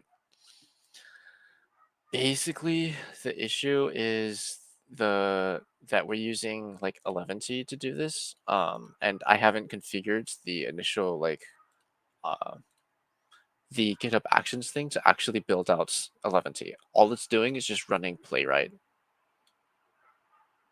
And so actually, if we were to change the existing test back to what the original one was, without worrying about this port thing, then we'd be totally chill. Let me actually just change this to localhost. Because I think that might actually be part of the problem. Let's just see if this works.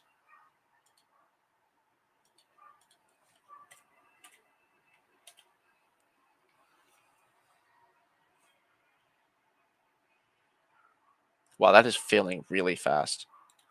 I'm pretty sure everything failed, which means that, yeah.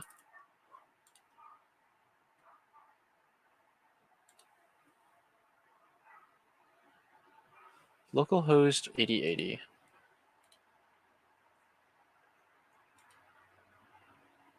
I mean, that's what this link is, though. Right?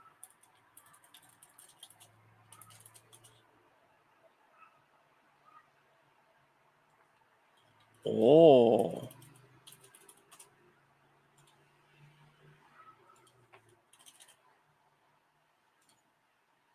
Funny. Okay. You know what? I think we've been playing around too much with code spaces for testing, and we've run into too many issues. I'm gonna I'm gonna try running this in our local VS Code server.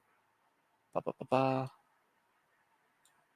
Let's see if there's a clean way to share a region of my screen.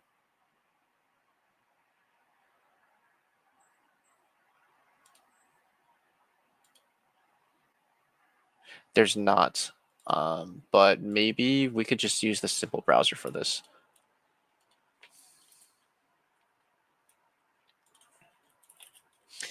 Okay, so ls. Oh wait, I don't need to check that. What I need to check to see is if this thing itself has axe core.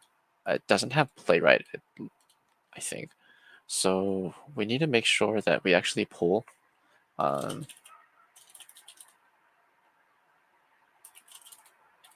Yeah, so we are behind the commit. So let's actually pull in all of that. Okay, cool. So now we have the playwright thing. Let's install. Ooh, there's a playwright extension. Yeah, let's do that. Install do not sync.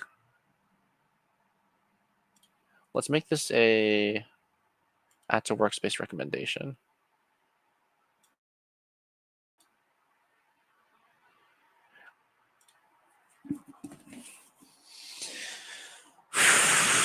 It's a race against the clock, team. Am I sharing the screen? I'm not.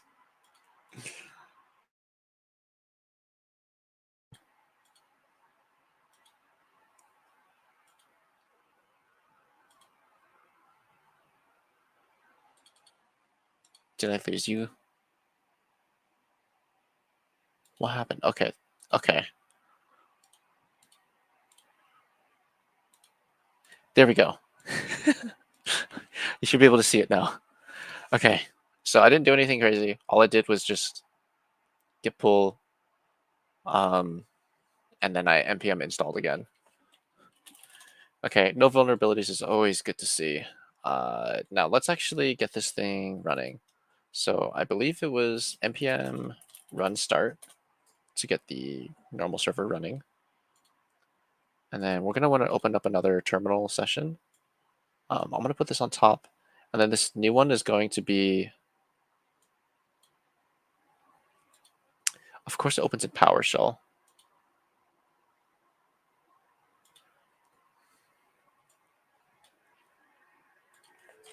Okay, npx run playwright.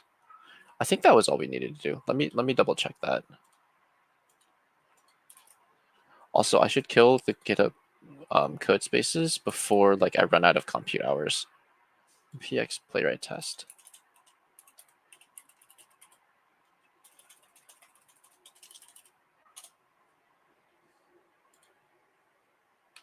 So if we were to open this up,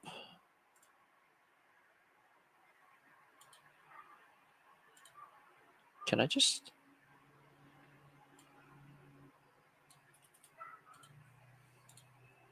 Do I have simple browser?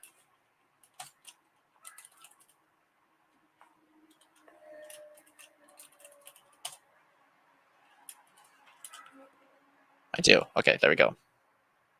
So we actually have the browser there.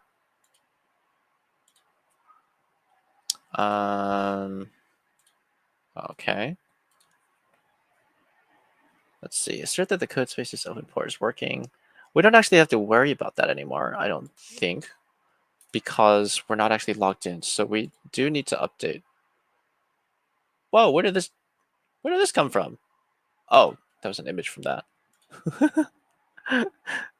Okay. So of course our tests broke. We're no longer looking for the code spaces thing. We can actually write our tests to look at something more appropriate. So I'm going to hide that.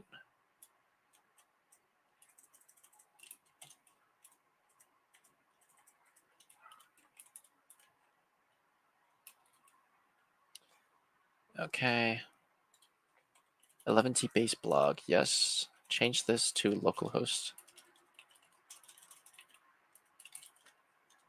Now, of course, if you are building this site and you have like an actually deployed like domain, you would actually insert that right here. Oh, thank you for the encouragement, chat. I really appreciate it. I feel so empowered. Okay, here we go. Here we go. Here we go. Are we feeling lucky today? I'm feeling pretty lucky. Running tests.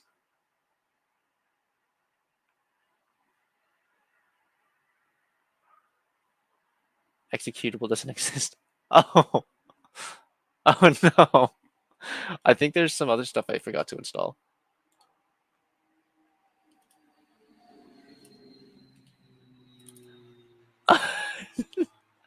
Okay, wait. I'm gonna Google at another tab what it is that I'm missing.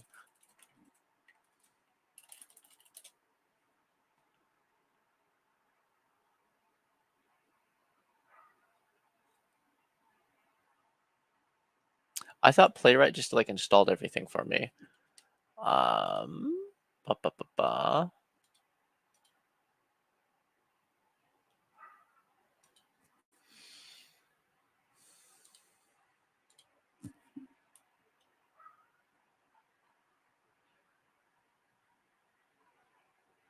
Specs page to have a heading with the name of installation. Oh wait, no. What am I reading for that for? We're trying to figure out why the code space isn't working. Or no, not why the code space isn't working, but why. That's not the right report. That's not the right report at all.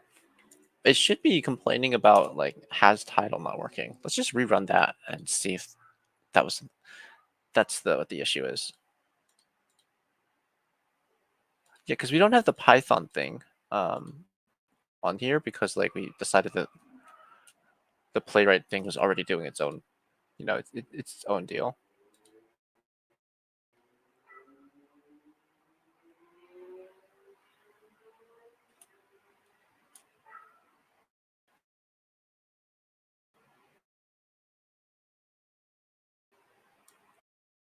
Yeah, we've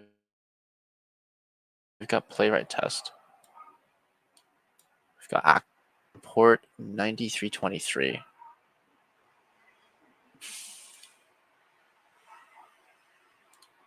Yeah.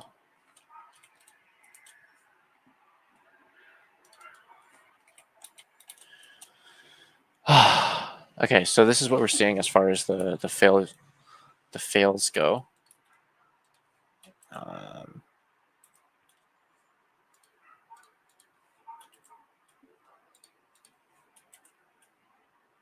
Okay, sorry, chat. I'm going to zoom out a little bit so that we can see more of this.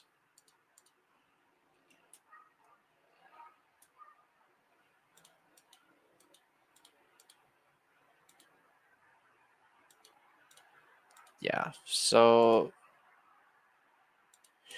Oh. Wait, it's literally telling me how to fix the thing right here.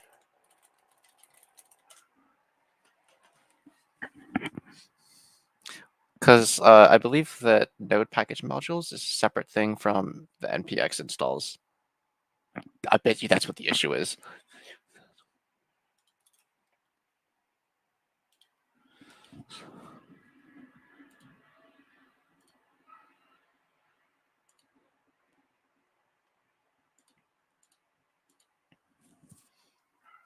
Okay, we got 15 minutes to make some magic.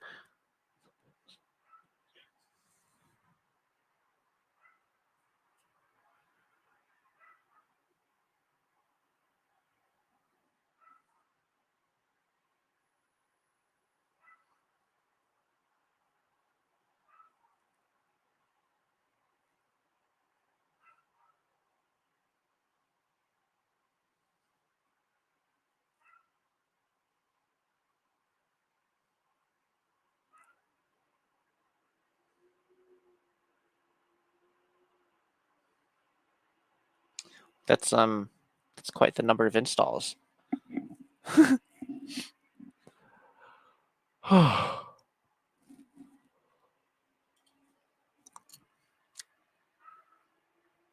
Okay, let's see. Oh wait, I didn't finish destroying my code space. Let's make sure that it doesn't, you know, spend all of my action minutes.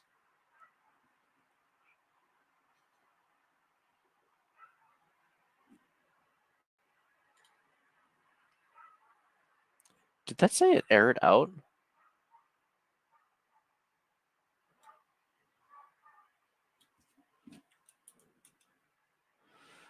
It's just suggesting that we install the dependencies.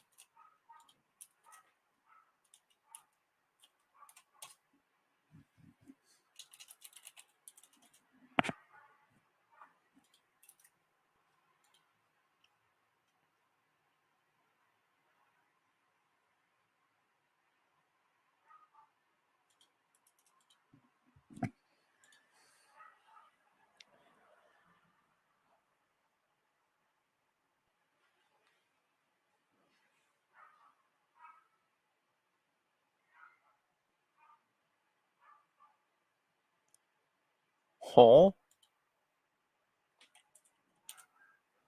Rerun that again. Yep, that is not an anomaly.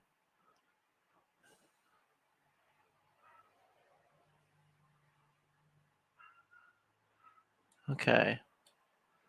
Let's go and install some more stuff.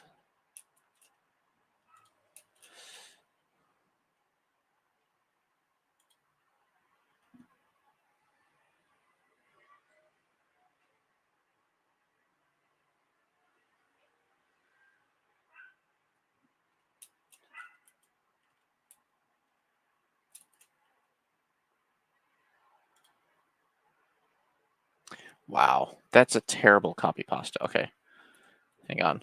I know what to do about this. We toss it into VS Code.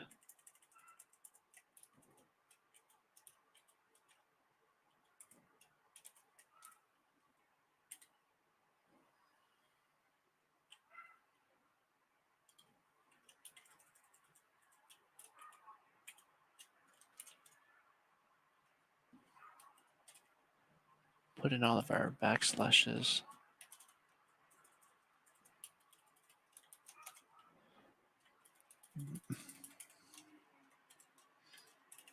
Okay, now we can try that again.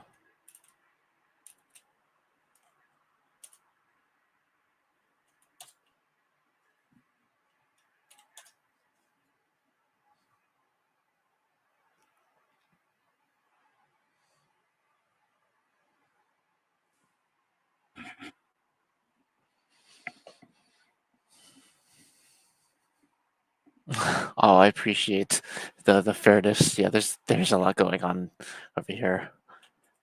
Okay, so it looks like we were able to get that installed. Let's run this again and see if it still complains. Oh, not that one. Let's run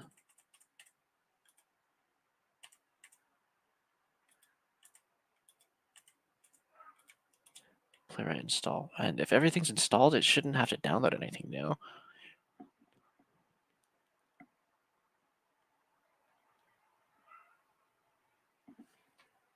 No way. Okay, so we've still got a few more things to install.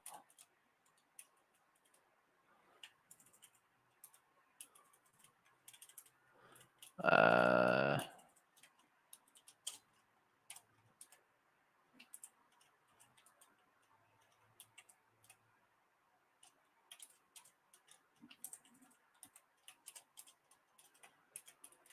whoop.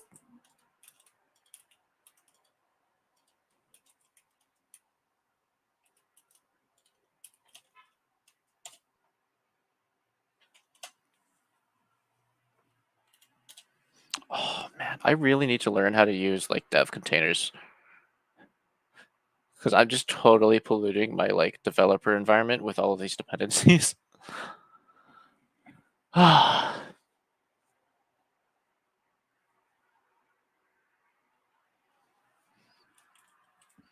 Okay, let's see if this install thing has enough.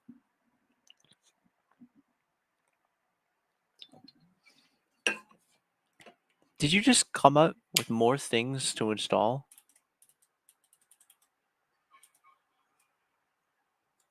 It's never ending.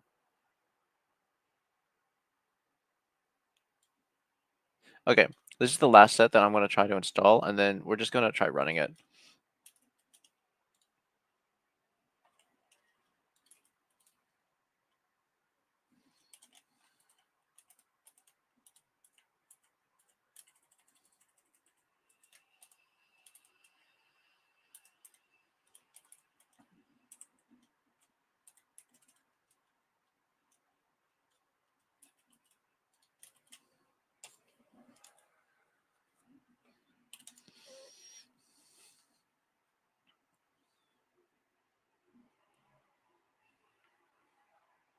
Yeah, this should be the last stream.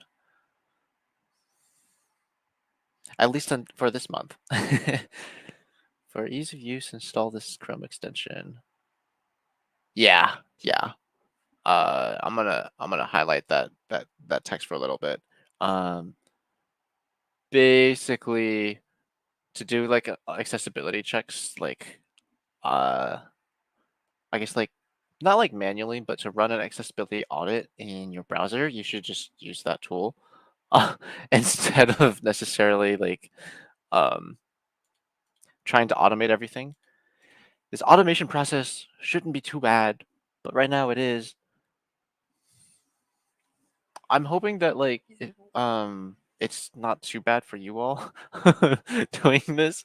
Um, I really want to switch to Linux soon. Okay. I'm curious to see if it's going to say that we still needed to install more stuff. If it is, I'm going to throw hands. Not actually. Violence is not the answer here. Okay, that that was actually it. So let's go back up our install trees. Let's just run playwright test. I think this is it. I think this is it, chat.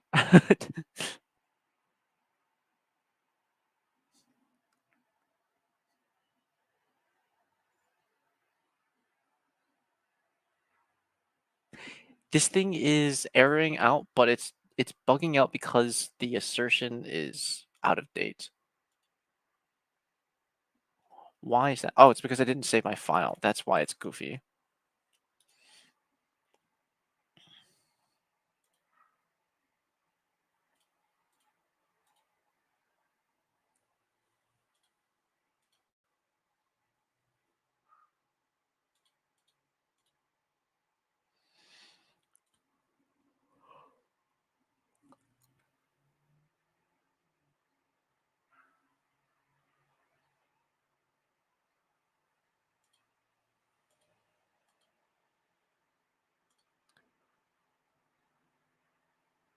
Before hooks, after hooks.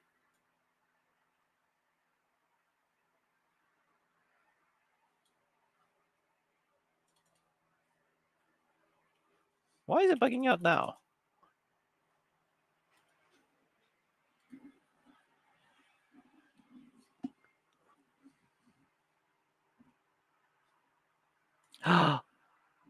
Ah, it's because we're going to HTTPS instead of just HTTP. Silly Billy. Okay, 5 minutes. This is gonna work this time.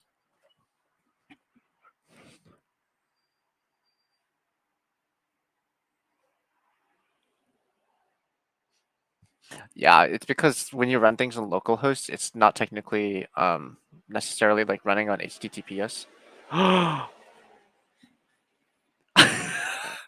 We did it! We got it to run! Okay, so let's go ahead and commit this. The only thing we changed was really the localhost thing and then installing all of the dependencies.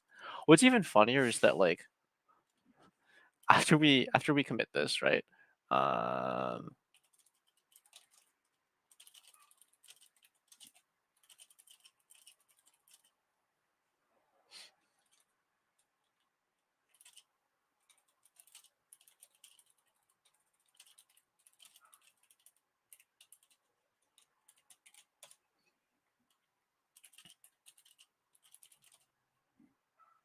Oh, I really got caught with that. Okay. Sorry, chat. I I've tried so many times to get my SSH key set up on this thing, but it gets really screwy when I have it in WSL. So I've been doing a lot of this in GitHub desktop. So give me a second and I'll get this committed.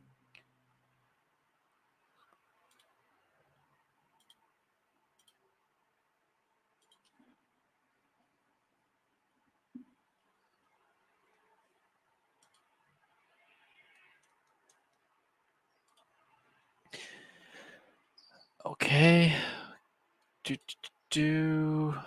I've got to uncommit real quick. Yeesh.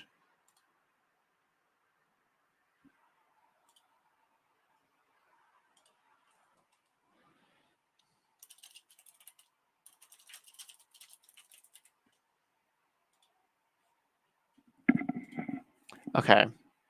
I've got it running on GitHub desktop. Okay. That has been sent and deleted. If we were to go back to here,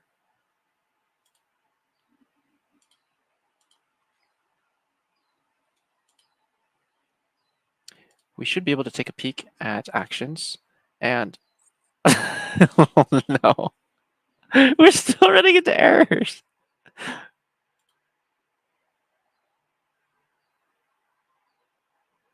No files were found in the report.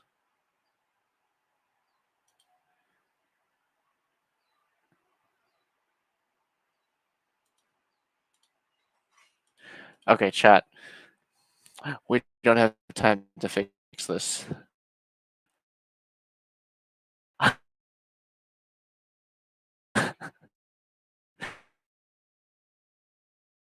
I sorry. I have like really interested this for Rick, but I'll tell you this. Next time, oh, I just realized I wasn't even sharing my screen. Here, I'll share my screen to show you what I was speaking at. Rookie mistake again. But yeah, the workflow ran again, and lo and behold, it failed again. Uh, it's a issue with the install dependencies, I guess. I'm I'm not really sure what's going on here or why this is issue like getting an issue. It isn't even with you need an existing package lock.json, which I'm pretty sure we have.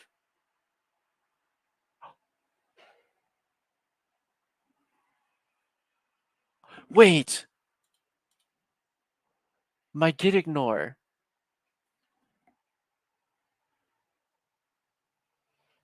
Okay, chat, we're gonna go a little bit longer because I think we can do this.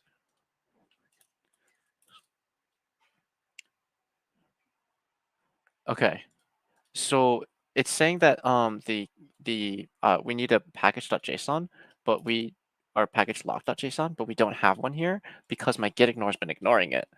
So we're going to just add back package lock.json, push this up to main origin. I think this is gonna work. I really appreciate the pizza sentiment. No code is complete without a lot of errors. I'm so glad that you all had a blast. Okay, okay. So let's see. Let's reload this thing. You're getting to be a moderator on DevPost. Oh, that's a huge flex. I don't have that flex. That's massive. Okay. The tests are running. It didn't error out after 17 seconds.